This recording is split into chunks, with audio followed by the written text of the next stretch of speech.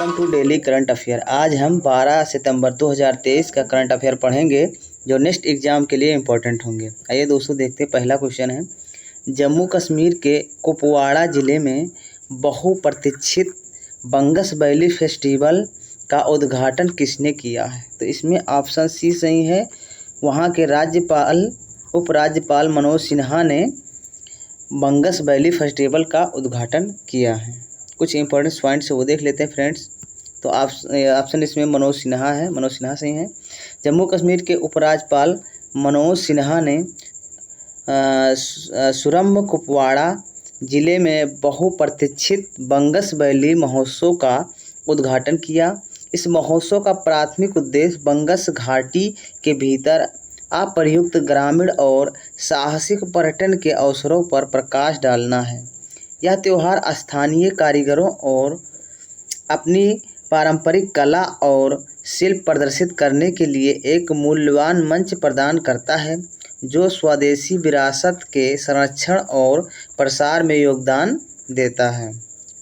Next question है, America ने किस देश के साथ सेमीकंडक्टर आपूर्ति श्रृंखला पर एक समझौते पर हस्ताक्षर किए हैं?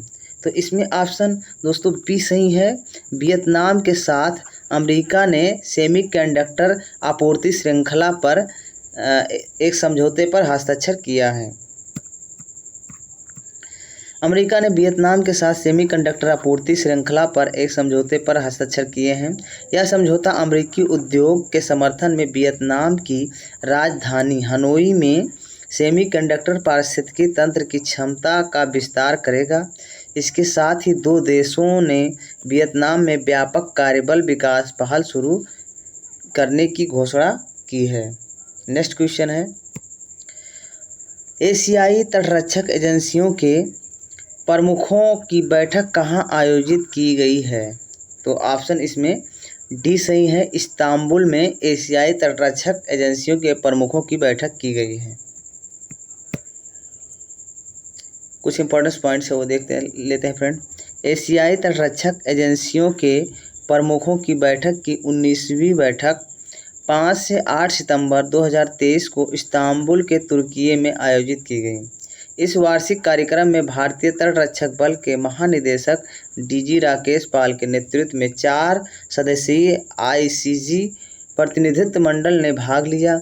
इस वार्षिक बैठक के दौरान समुद्री कानून प्रवर्तन, समुद्र में जीवन की सुरक्षा और समुद्री पर्यावरण संरक्षण सहित कई महत्वपूर्ण मुद्दों पर चर्चा की गई है।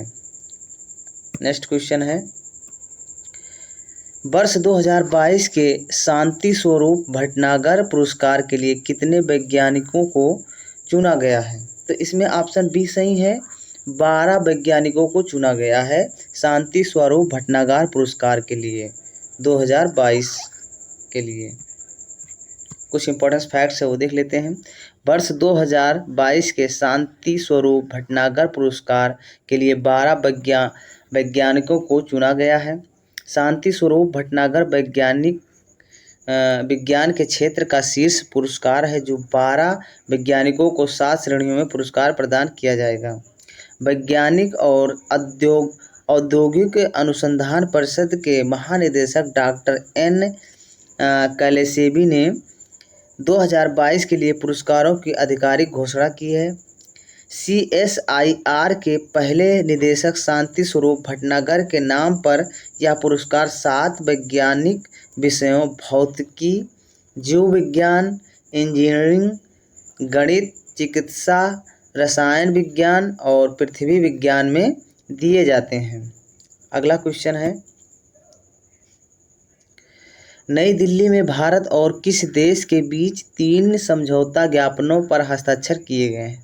तो इसमें ऑप्शन बी सी सही है। बांग्लादेश के साथ नई दिल्ली में 3 समझौते ज्ञापनों पर हस्ताक्षर किए गए हैं। इससे इंपॉर्टेंट कुछ पॉइंट्स है वो देख लेते हैं दोस्तों। नई दिल्ली में 8 सितंबर को प्रधानमंत्री नरेंद्र मोदी और बांग्लादेश की प्रधानमंत्री शेख हसीना के बीच द्विपक्षीय वार्ता हुई।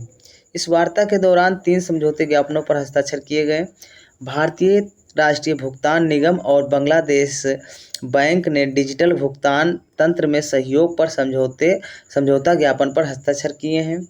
और दूसरा समझौता है 2023 से 2025 के लिए भारत और बांग्लादेश के बीच सांस्कृतिक आदान प्रदान कार्यक्रम के नवीनीकरण पर केंद्रित है।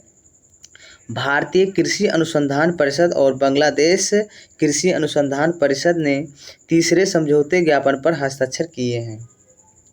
नेक्स्ट क्वेश्चन है, किसने यूएस ओपन टेनिस में 24वां ग्रैंड स्लैम खिताब जीतकर इतिहास रचा है? तो इसमें ऑप्शन डी सही है दोस्तों। नोवाक जोकोविच ने यूएस ओपन टेनिस का 24वां ग्रैंड स्लैम खिताब जीतकर इतिहास रच दिया है। तो आइए देखते हैं, इससे इंपॉर्टेंट कुछ पॉइंट्स है वो देख लेते हैं। नोवाक जोकोविच ने यूएस ओपन टेनिस में 24वां ग्रैंड स्लैम खिताब जीतकर इतिहास रचा है। नोवाक जोकोविच ने आर्थर एस स्टेडियम में यूएस ओपन 2023 फाइनल जीतने के लिए रूस के डेनियल मेदवेदेव को हराया है।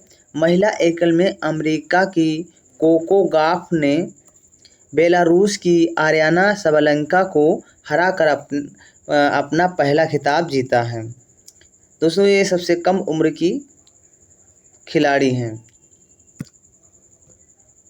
अगला क्वेश्चन है, किस भारतीय तीरंदाज ने मैक्सिको के हर्मोसिलो में आयोजित तीरंदाजी विश्व कप 2023 के डेब्यू में रजत पदक जीता है? तो इसमें ऑप्शन सी सही है दोस्तों।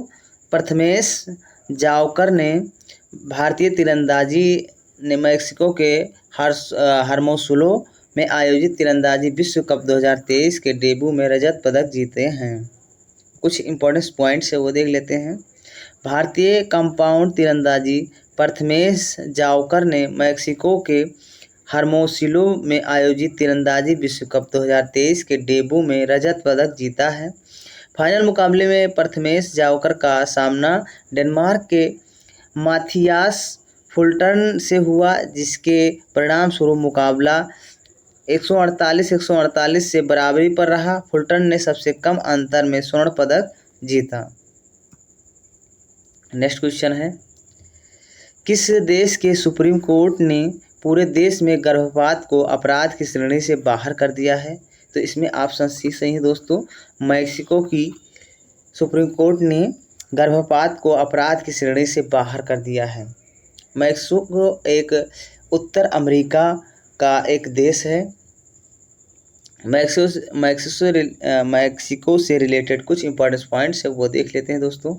मैक्सिको के सुप्रीम कोर्ट ने पूरे देश में गर्भपात अपराध की श्रेणी से बाहर कर दिया। यह फैसला इसी तरह के एक फैसले के 2 साल बाद आया है, जिसमें कहा गया था कि गर्भपात कोई अपराध नहीं है और देश में महिलाओं को अभियोजन के डर के बिना गर्भपात की सुविधा दी गई है। अब मैक्सिको में किसी भी महिला या स्वास्थ्यकर्मी को गर्भपात के लिए सज़ा नहीं दी जाएगी। इससे पहले मैक्सिको में गर्भपात कराने वाली महिलाओं को 3 साल तक की जेल और जुर्माने का सामना करना पड़ता था। नेक्स्ट क्वेश्चन है, विश्व प्राथमिक चिकित्सा दिवस 2023 कब मनाया गया? तो इसमें ऑप्शन बी सही है।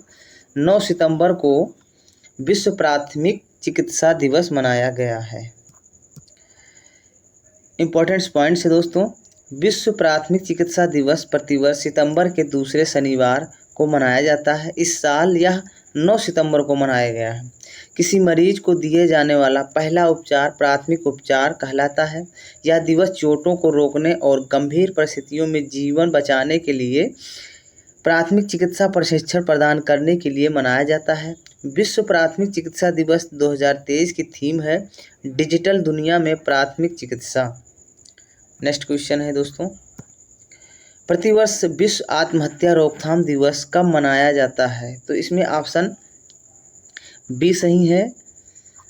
10 सितंबर को प्रतिवर्ष विश्व आत्महत्या रोकथाम दिवस मनाया जाता है। प्रतिवर्ष विश्व आत्महत्या रोकथाम दिवस 10 सितंबर को मनाया जाता है। इस दिवस को मनाने के प्राथमिक उद्देश्य में आत्महत्या से जुड़े कलंक को कम करना और सरकारों और आम जनता जैसे विभिन्न क्षेत्रों में जागरूकता बढ़ाना शामिल है।